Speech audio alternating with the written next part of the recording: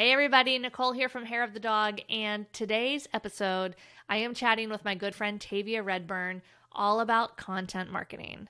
Now, I can hear you out there. Nicole, content marketing, you're talking about blogging? Please, blogging is dead. Okay. The RSS subscribe blogging feature, yes, that might not really be around anymore or hasn't been in about 10 years.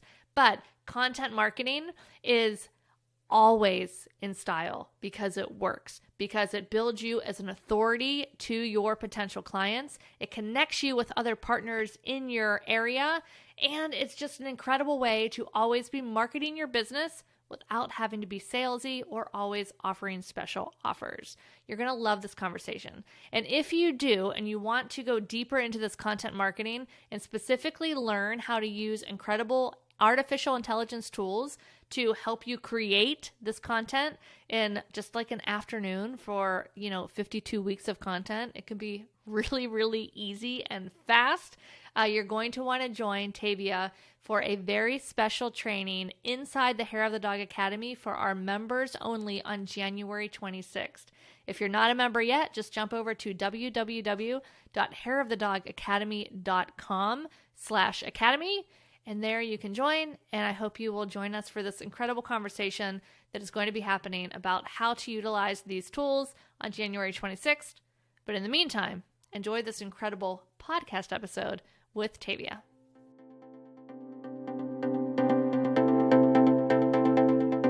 Hey everybody, welcome back to the Hair of the Dog podcast. I'm your host, Nicole Begley, and today I have a very special guest with me. My good friend, Tavia Redburn, is here. And Tavia, welcome to the podcast. Thank you. I'm excited to be here. Yay! I'm so excited to be here too. So, you don't photograph dogs. Your niche is actually 180 degrees different, but at the same time, very, very similar. So, tell us about what you do in the photography world. Yeah, it is weirdly similar, but also very different. I am a birth and baby photographer in Oklahoma City. And in a similar way to you, Nicole, training photographers how to photograph furry friends, I help people photograph one of the biggest days in a new family's life, and that is the day that their baby is born. And it's incredible. Yeah, there's a lot of variables just like with dogs, right? Like or pets in general. There's a lot of things about it that you can't control, but that also makes it like part of the fun of doing it. Yeah, for sure, for sure. I have a confession that I photographed newborns for a hot minute when I left my full-time job and was making a go of this photography thing. I worked for one of those like national chains that photographs in the hospitals. And I think I even had, I don't know, maybe 3 to 5 private newborn clients until I quickly decided it's like, whoa, no, nope, this is not for me. But I'm so glad there's people out there like you that love it because there's just so many different niches. I think it's so funny just how all of us have these different specialties that we absolutely love, but you drop us over into this other genre and we're like, oh, this is very different. Yeah, it's so true. And I was thinking that about you as well, because like I love my dog, but I have no desire to photograph other people's pets. Like there's nothing about that that appeals to me. And so it's so funny that like we can all love photography and want to have successful photography businesses and have a passion for like these different niches. It's so cool. Yeah, it is for sure. And now, you guys, if you're here and you're like, man, what am I gonna learn from a baby and birth photographer? Because I don't want to photograph babies because hello, I like my furry dogs and I'm an introvert. No, thank you. You guys, Mhm. stick around because we are gonna be talking about some incredible marketing things. So yeah, Tavia is a baby and birth photographer, but she's also a marketing genius. And we are going to be talking about all sorts of things that cross the niches or the niches and ways that you can help market your photography better. So before we dive into that, Tavia, just tell us maybe a little bit about how long you've been in business and kind of what your business evolution looked like. Oh man. Okay, how far are we going back here? So, in 2008, I had a brand new baby, and I was one of the moms that you saw on the internet back then that was like taking over with the DSLRs, right? And it was Yep. like all the mom togs were like swarming in with their digital cameras. And that was totally me. It was definitely like a male dominated industry before Hmm. then. And then it was like all the mom togs came in and were what some people might say like ruining the industry with our like $50 sessions and giving all the digital files and all of that. That was me. And and so it was around that time that I was like learning how to shoot manual. People were asking me to photograph everything, senior sessions and weddings and families and babies, and I was photographing all of it, trying to figure out if I wanted to make a go of this photography thing. And it was in 2011. I was pregnant with my second son. I had been dabbling in photography, had kind of started a business in the way that I just described, like Right. not legitimately, but just kind of shooting around for $100 here and there. And I hired a birth photographer for my son's birth in 2011. And birth photography was not a thing. Like it's Yeah, still that was relatively unknown. would be really new back then. Yeah, Pet it was photography super was new. still really new back in the early 10s. Yeah, the early tens. Yeah. And so I hired a birth photographer for my son's birth, very unknown, didn't know what to look for, just was like, okay, this person seems reasonably priced, like we'll go with this. I ended up being in labor for 36 hours Oh with my god. him, and she didn't come because I was in labor for so long. And it was very dramatic and traumatic because I didn't have the photos that I wanted, and as a photographer I knew like what I had missed out on. I knew Yeah, what was available that I didn't have, and you don't get a second chance, just like a wedding, right? You don't get a second chance right? to photograph somebody's birth. And it was then in my like dabbling photography business that I decided I want to photograph birth. And I had never photographed a birth, but I just thought I want to be somebody that families can rely on. Even though nobody knows anything about birth photography, similar to pet photography back then, right? Is like I was kind of pioneering my way into a brand new niche and wanted to be known as a birth photographer. So I photographed my very first birth in January of 2012. It was for my cousin, it was free, and I was immediately hooked on birth photography, like everything that had to do with it. And so I decided to specialize my business in birth photography so that people in my community would know me as like the go-to birth photographer. Gotcha. Awesome. So that's kind of the evolution of my business. And then it was that decision to niche down that really helped me find my ideal client and stand out in a market of all of these moms that were doing sessions Mhm. for $50, for $100, giving all the digital files.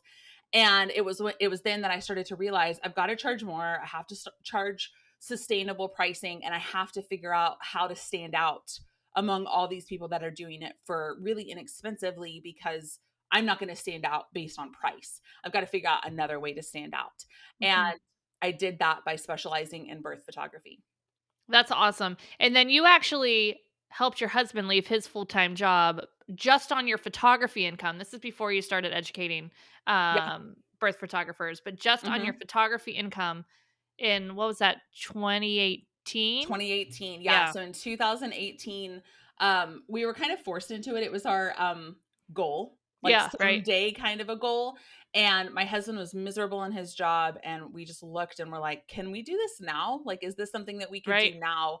And so in the summer of 2018, we didn't tell anybody what we were doing because we were terrified that it was going to fail, like it Right. felt so scary. But yeah, just based on my photography income, he was able to leave his full time job, and I became the primary income earner for my family of 5. Wow. Yeah.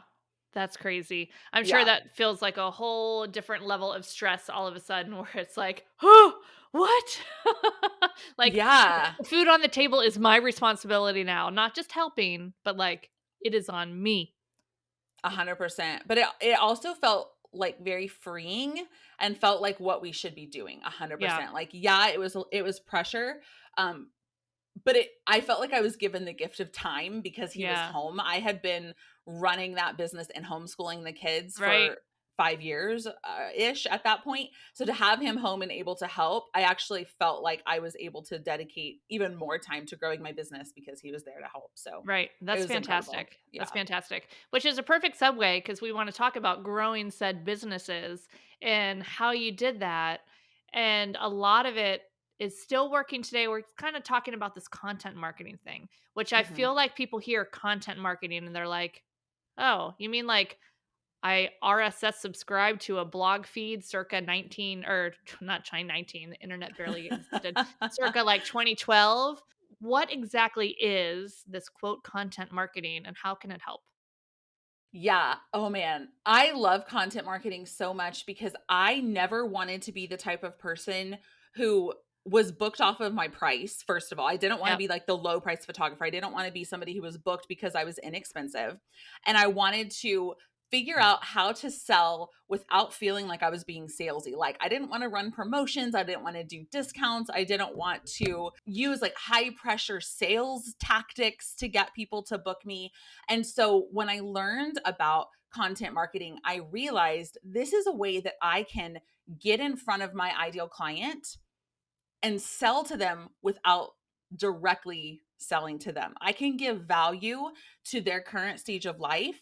I can be somebody that shows up for them and gives value and then sell in a Mhm. easier way. And we can talk in detail about what that means. Can it be blogging? 100%. But it can also be podcasting if your people Mm. like listening to podcasts. It can also be creating videos on YouTube. It can also be going live on Instagram. Like, I know photographers kind of hate blogging. It's like, oh, blogging. Like, I don't want to blog. Nobody reads my blog. Nobody cares. Like, why would I waste time doing this? And so it can be blogging, but it doesn't have to be blogging. So I always encourage people to like choose a way to give value that feels good to you and that you'll actually like keep up with. And if you're not Mhm. somebody who likes writing, you can totally choose one of those other ways.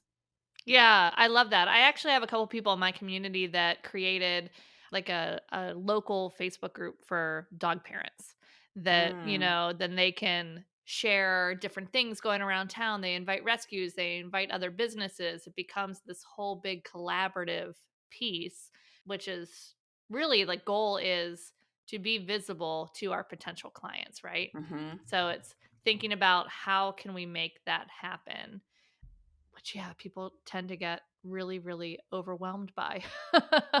Yeah, it is about being visible and it's about knowing where your people are already hanging out. Yeah, you Mhm, want to choose something that is easy for you to keep up with, but if your people aren't on Facebook, don't create a Facebook group. Like if your people aren't hanging out on Instagram or YouTube or listening to podcasts, don't create a podcast if your people aren't listening to podcasts, right? And so like figuring out that intersection of what do you like to create or what mhm, could you tolerate to create even if you don't love it, as well as where are your people already hanging out. And I think that for photographers, when we talk about blogging specifically, they think that they need to be blogging their client sessions. It's mhm. like, oh, I need to like blog and what do I say? And it all kind of starts to sound the same.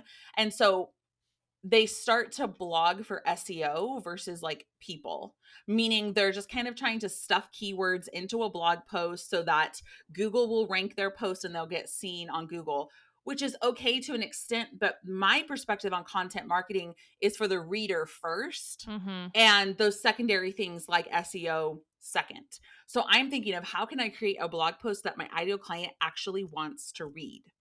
Right. Not because I'm being forced to because I want to rank on Google. And that doesn't mean you have to blog client sessions. Yeah, and when you blog client sessions, I would venture to say that, like, it's not that exciting, in terms of even SEO. I feel like if you're doing some content marketing, that's going to be just as good SEO, which we can talk about that here in a second. But if you're just like putting up, hey, here's Fluffy and her mom, and we went to this location, and aren't they cute? Yada, yada, yada. Like, no one really cares. Fluffy and her mom cares, and they're going to share it with their friends or her family, maybe post it on her social media. But when you start to look at what kind of information, education, entertainment can I give to my potential clients and in what form? I think that's where you start to figure out, like, oh, this is what I can talk about. And we'll talk about the repurposing too, because the beauty of it is once you start creating it, then you have it created, and it's not like a social media post that lives for 5 minutes and it's gone. Like if you're creating this content on whatever platform you choose, we can start using it really, what's the word I'm looking for? With purpose, intentionally, Mhm. to help grow our business. So Mhm. some of the things that come to mind for me right away for content is definitely objections that people would have that would prevent them from even considering hiring us. So for pet photographers, that is generally my dog is a nightmare. There's no way my dog will behave to get those beautiful pictures that this person creates. And then my dog has to be on leash. So we can't do anything outside. So forget this outdoor photographer. Um, which, man, I feel like we need to scream that from the rooftops because still every time I meet someone and I say I'm a pet photographer, they're like, "Oh, I wish I could do that with my dog." Like, "You can. Just hire a pet photographer. We know how to work with your dog." Right. Yes. And think about like how appealing that's going to be to your ideal client to come across a blog post that's like, do you need to how would you phrase that in like a blog post? This is not my world. Yeah, yeah. Like how would you phrase that in a blog post title?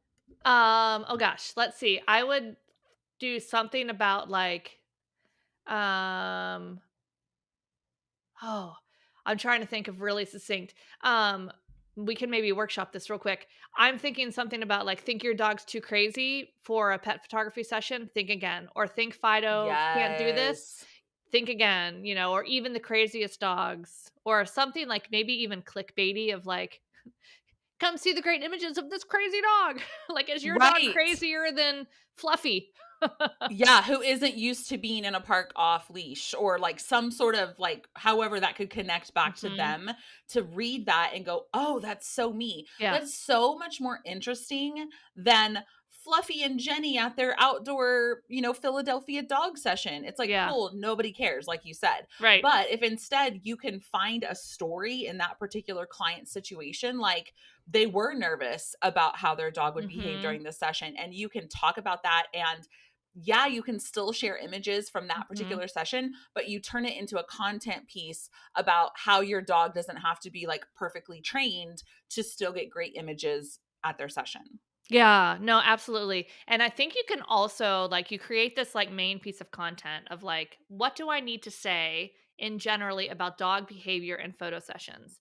And then we can start taking these pieces and repurposing them to the different areas. And as we repurpose them, we can call out different identities of pet owners. So like, hey, do you have a reactive dog? Boom, here's for you. Like we can go to these locations that there's not other dogs, there's no distractions. Because as someone that used to own a reactive dog, it's a freaking nightmare to take them out of the house because you just never know what's going to happen. And then you go somewhere with other people, and there's, the people out there that have their dogs off leash that are running up to my dog while they're yelling, "It's okay, he's friendly." I'm like, mine's going to kill yours. Like, mine is not. And you are not helping with my training right now because she's lost her mind. But anyway, so you can start to pull that same piece of content, but talk to these specific types of owners with their specific concerns about the session. Yes, I love it so much. And I think that Nicole, you're on a great topic, like thinking about content ideas. I'm like, okay, so, somebody listening to this is like, all right, I'm sold on this. Like, I understand the benefit of it, but like, how do I come up with these content ideas? Like, how am I coming up with things to write about Mhm. if I'm going to be writing about something, once a week or once a month? Like, what am I saying? Objections is definitely a great place to start. Like, what is keeping people from hiring you?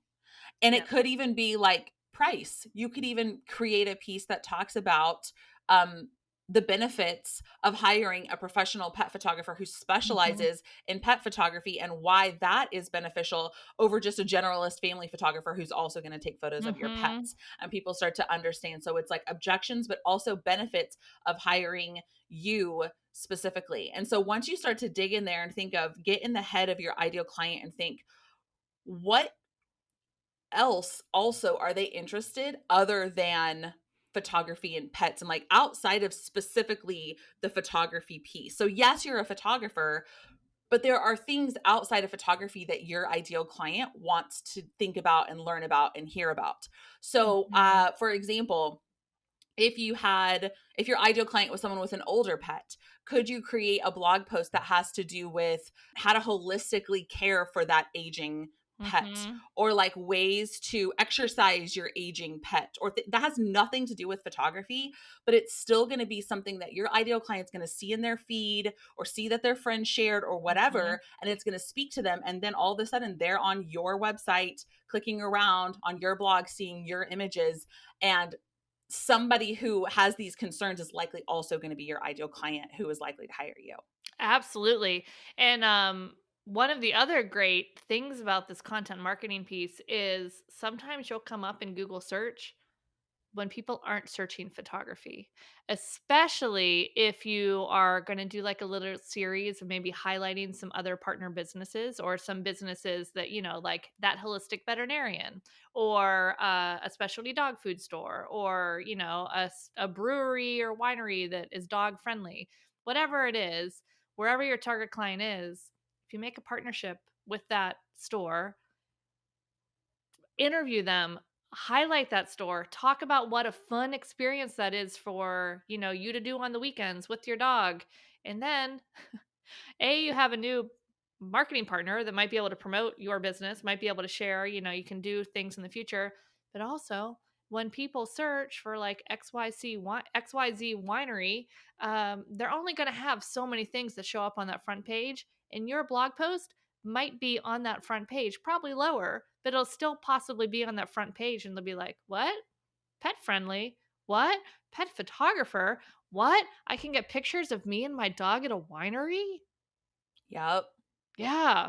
So smart. There are so many opportunities there. And one of my favorite things to do too is to make the blog post simple, interview that business and just Mhm. get to learn more about them and share that interview on your blog. Because guess what? They're also very likely to share that feature that you did of them on their blog. They're going to share that on their social media accounts. And that's just more of your ideal client that you get to be in front of. And one of the things that I used to do for like midwives and doulas who also served my same ideal client is I would take pictures of their facility and just Mhm. give them to them, Yes. just to continue that relationship. I would take headshots of them, I would take pictures of their facility, I would include that in the blog post, and I would give that to them for them to use in their marketing. Like, you guys, listen to me on this. People are not doing this. Like, No. this is No like, one is doing no this. one is doing this, and I mean, like, I did it. I don't know if you did, Nicole. Some people are doing it, Yeah. but very few people are doing this. And it's so incredibly powerful for building these connections. It's like a double whammy. You're building these connections, and now you've got easy content for your blog. And like Nicole said, you might even show up for these searches. Like, it's just a win win win. It takes a little effort, but really Mhm. not that much. Yeah, for real. And then once you start, like, well, actually, let me go back for a second. So, some of the other content things I can think of is we talked about objections. We talked about, like, what do people need to know prior? So, like, how to choose a pet photographer, what to look for, like, why an album is such a special thing, or highlight different Mhm. products. Just how a session goes, why your in-person sales experience is so helpful. Highlight and showcase like artwork that you hung in other people's homes. Like Mhm. all of these things which can be on Instagram, it can be on YouTube, it can be on your blog, it can be anywhere that you want to be, and it just builds so much trust, and it increases that, oh, that would be really fun, to like, oh my gosh, I really need to do this. Because one of the biggest challenges as a pet photographer is we have no timeline. Unless the dog is older or sick, there is zero timeline. There is no birth, there is no due date. It is just Mhm. like, oh, yeah, I should photograph my dog. Oh, my dog's 8 months old. I've got like 12 years to get that done. Right. Like, we Yeah. need, yeah. So, by, But you could also create content around, like, if you have a puppy, like, yeah. why you need to photograph your dog at different ages and stages. Like that could be content that you use to Mm-hmm. create urgency is like, why do you need to photograph your dog when they're a puppy? Why do you need to photograph them at age 3? Why do you need to photograph them at age 10? Like what kind of things can you think about? Even like different seasons. Right. Why would it be good to photograph your dog in the fall versus the winter versus the spring and different like those are all things that you can create content for that are valuable to your ideal client and help sell your product. Yeah, absolutely. So we start to create all this like bank of things and we put it, whether it's a blog or a podcast or whatnot. Then what do we do with it? Like, Mm. because, all right, I put all this effort into why you should photograph the puppy in the different stages, but then what? Yes. Okay, so this is the best part is because people are always talking about like we're on this content hamster wheel, Right. as business owners, right? It's like, "Oh, we need to blog and we need to post on social media and we need to do all of these different things." This blog post can easily become your one point to create all of that other content. Because when you have a blog post about 10 reasons why you should photograph your puppy before age 1, for Mhm. example, each of those points can become its own standalone Instagram post. One of those points could easily become a Facebook Live or an Instagram Mhm. Live. 1 to 3 of those points could become also a carousel post that you Yep. post on Instagram that's like point 1, point 2, point 3. There are so many possibilities of like how you can repurpose this. Each of those points could become a reel, like a short form piece of content that you're like, reason number 1, you need to have your pet professionally photographed before they turn 1, and then go to my blog to read the Mhm. other 9 reasons or other 9 tips. And so you're constantly pointing people back to that blog post, but now you've created for yourself pieces of content for social media that are already done for you just by creating this one blog post. Oh my gosh. Yes. Yes, and just because you shared it once doesn't mean next year you can't share your preparing for winter or getting your winter photos done again or, the puppy one because that social media lifespan is so short. So, we can Mhm. definitely recycle all of that. And Absolutely. yeah. And like partnering up with those people like for the pet friendly bar that you were talking Mhm, about, right. go live with that vendor, like go live with Yep. them and talk about the great things about like how they're pet friendly, why they're pet friendly, why it's safe and the benefits of bringing your dog, like you're on live with them talking about that. That's another piece of Mhm. content from that interview that you did with them. And if you're like, and hey, if you want to learn more about this, head over to my blog, we've got blah blah blah blah blah there for you. So instead of just doing the typical, I wrote a blog post, I'm posting it on Facebook one time with a click to see more in blog, you guys. People are not clicking to see No. more in blog. No. No. Like that is very 2012 strategy that used to work when there were like 7 people on Facebook and it was a chronological feed, right? But now we really have to like tease and entice people to click off of platform and to go Mhm. onto our blog. And so if you're sitting there going, link in bio, click blog to read more, people are not doing that. But if you're No. teasing them and giving them, the first 3 steps, they want to go read the rest of the steps on your blog. You're Mhm. giving them a reason to click over. Mhm. Absolutely. And one of the other great ways I can see using this content once you put it together is I am a huge fan of a nurture sequence once people opt in, if you can get them to opt in, which we'll talk about lead magnets in a second.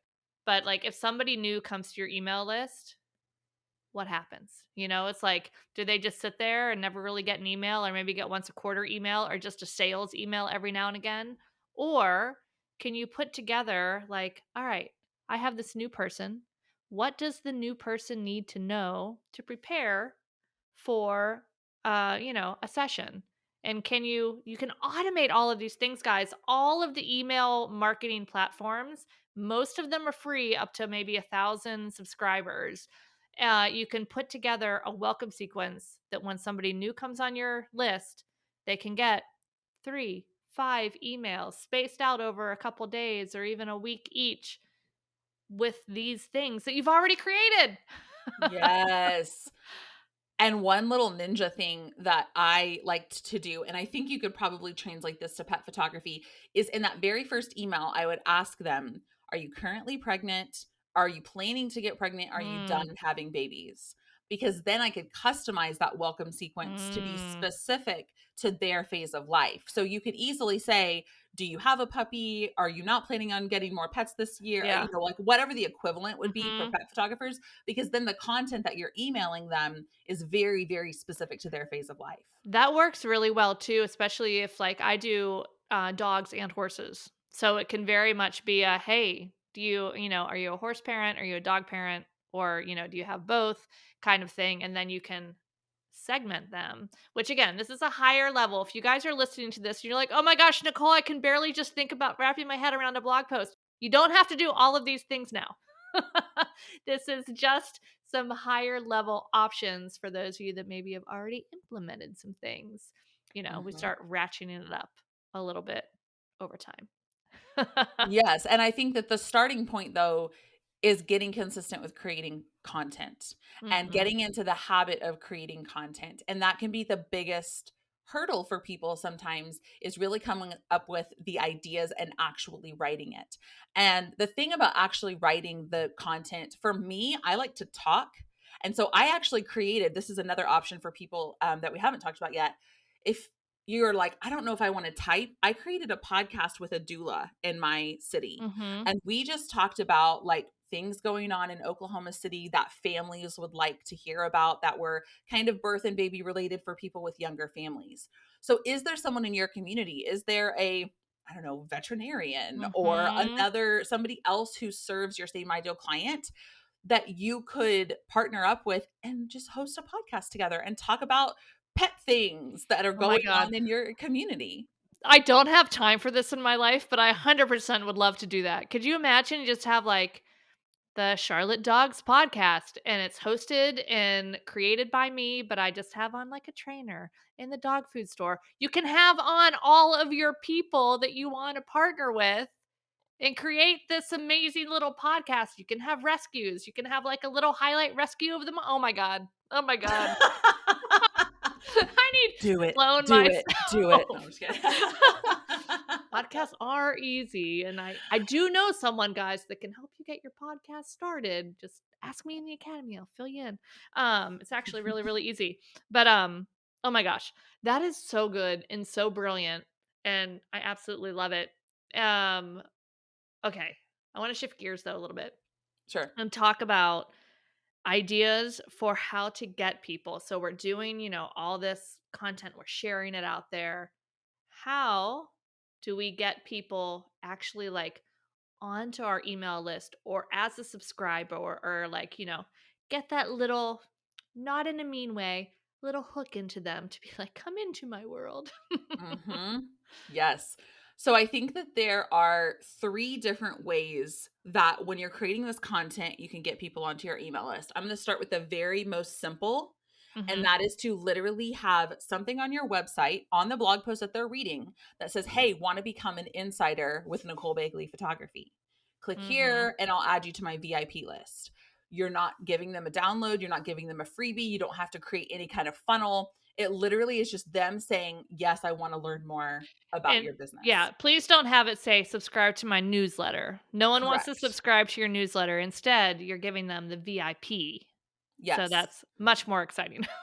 Right. You get to be the first to know about specials or whatever Mhm. you have going on in your business that is enticing. But that is a very simple way to get people onto your email list. Is it the most effective? Probably not the most effective, but it's better than having no opt in whatsoever on this beautiful content that you're creating. Right. And so that Mhm. would be the first way. The second way would be to have like a core lead magnet that addresses a universal problem that most of your ideal clients are going to have. And that's something that you can put in every single blog post. You can embed it in between the paragraphs. You can have it be a pop up. You can write about it specifically in the blog post. But it's, for me, it was 9 posing tips to help new moms look Mhm. their best in photos. And so I'm thinking about them. I know that my ideal client wants to look good in her photos. And so I'm giving her like my industry secrets. Whether you hire me or not, Mhm. here are some posing tips that are going to help you look the best in your photos. Which then also builds that what's the word? Authority for you because you're like, "Oh, look, I am the expert. I can teach you how to do these." You're building that trust that like, "Oh, if I hire Tavia, she's going to make sure I look good cuz she knows this. Other Mhm. person down the street might not."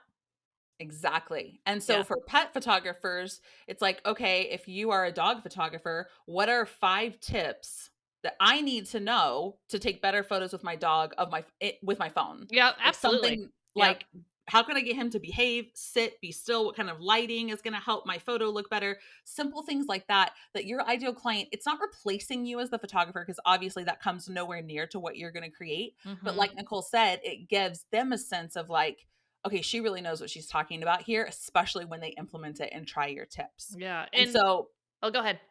I was just gonna wrap it up and say that's like the core. That would be the second one, which is just the core lead magnet that you have in all of your blog Yeah. posts. I love that.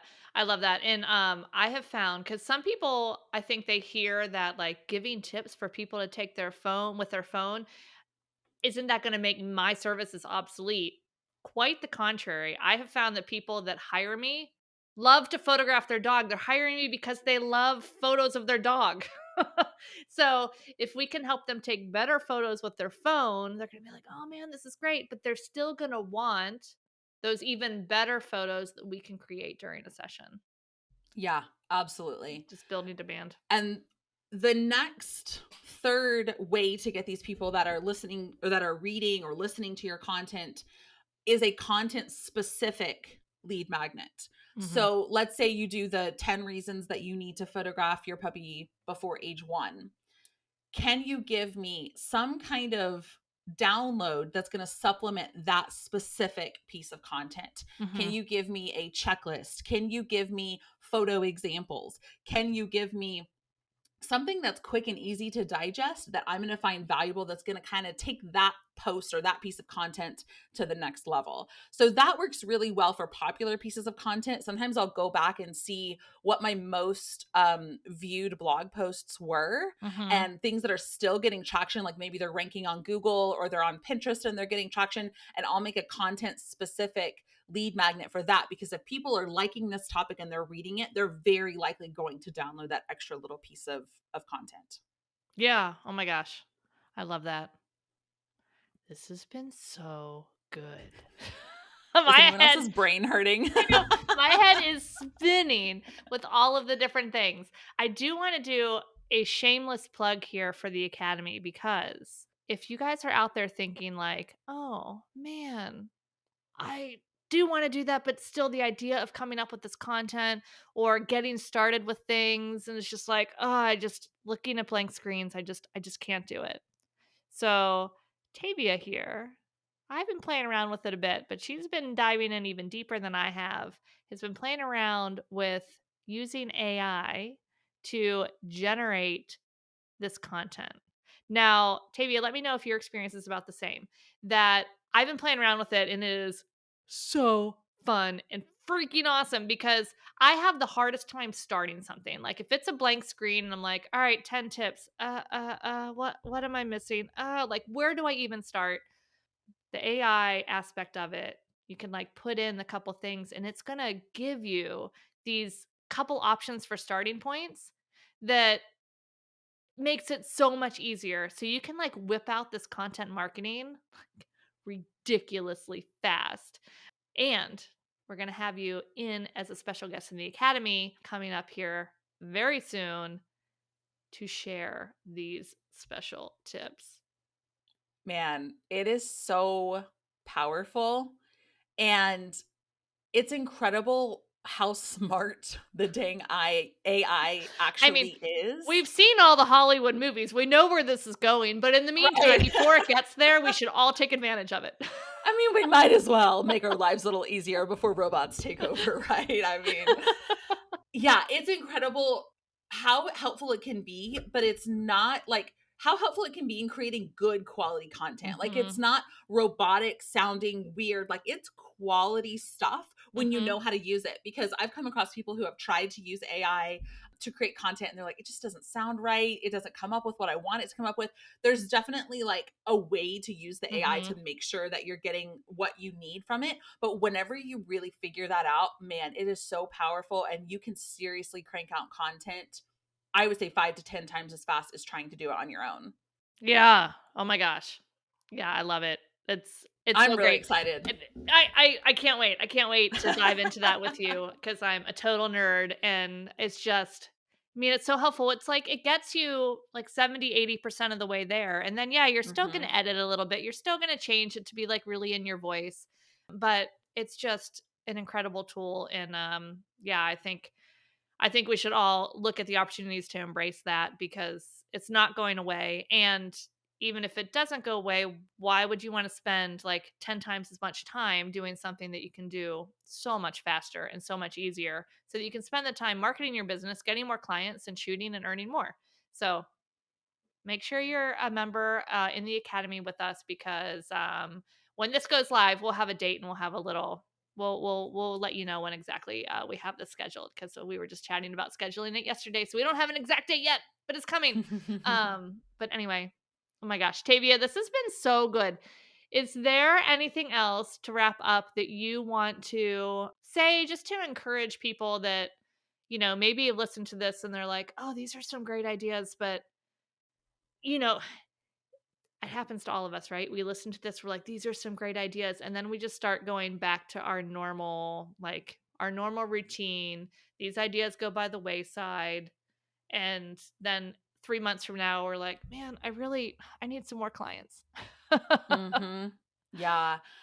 This is the thing that is going to work for your business and market it for you without you having to do so much, without you having to work so hard, because this content will live on your blog forever on this piece of the internet that you own. So Hmm. when people are searching for pet photographer in your area, you're more likely to come up. It's going to continue to work for you after you create it. Social media is great, and people love to talk about social media and how to use social media to find clients. But the average Instagram post lasts what, 24 hours before it's just Right. gone. It's like you put all this time and energy into creating this and it's gone.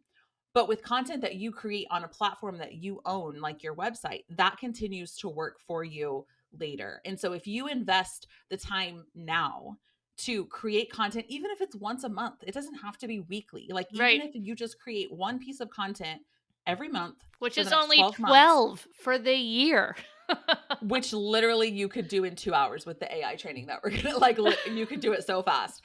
And then you have this on your website continuing to work for you. And then when you're like, okay, I know my post is gonna disappear in 24 hours, but I need to post on Instagram, you can go to your blog, pull out a snippet of something and post that on Hmm. social media and you're done. So not only are you creating this blog content, but you're creating social media content so that you don't have to think about. And so it really is like the centerpiece of all of the digital marketing that you're going to be Hmm. doing online.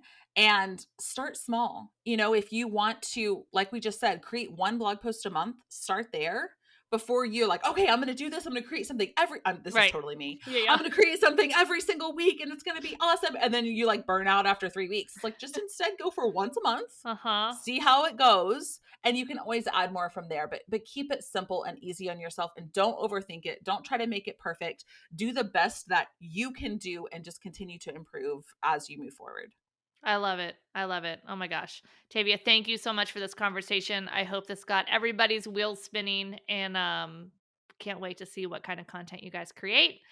Tavia, let everybody know where they can find you online and where they should thank you for this incredible content and where they can find you on the interwebs.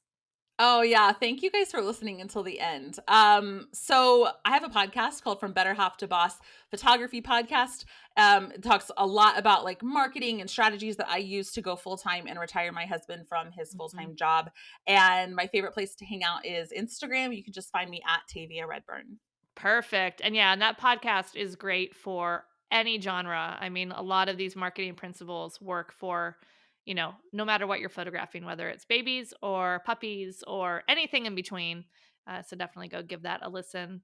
And you guys might be able to find my episode that was on there too. I had a great conversation with Tavia about my experience niching down into pet specific photography. So go check it out.